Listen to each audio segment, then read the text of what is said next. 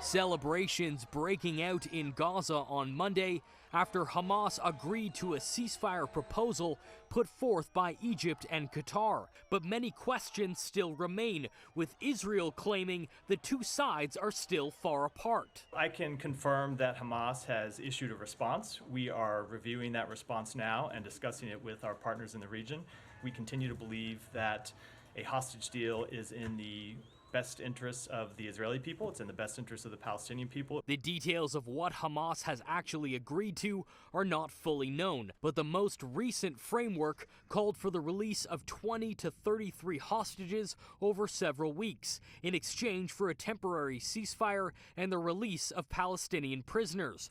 After that initial exchange, there would be efforts to restore a sustainable calm, with the release of remaining hostages and captive Israeli soldiers who would be exchanged for more Palestinian prisoners. Israel helped craft those terms, but haven't actually agreed to them yet. The news comes as Israel's military orders Palestinians to evacuate the southern city of Rafah, where hundreds of thousands of displaced Gazans have sought shelter from the war. The Israeli occupation told people to go to Rafah and that it is a safe area. Today they're telling us to get out of Rafah. Where will the people go? Where will all these crowds go?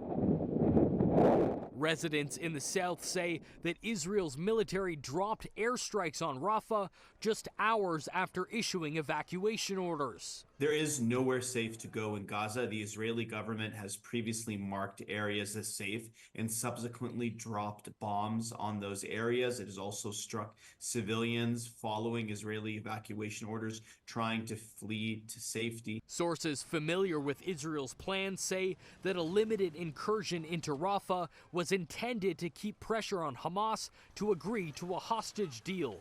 Monday afternoon, Washington continuing its public rebuke of Netanyahu's threatened assault. We cannot support an operation in Rafah as it is currently envisioned. There's such limited places for them to go inside Gaza, and there is no effective way to distribute aid to them.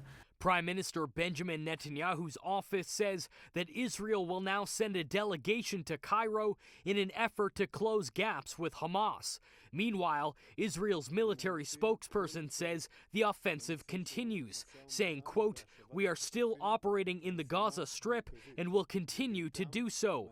Brandon Choghri, City News.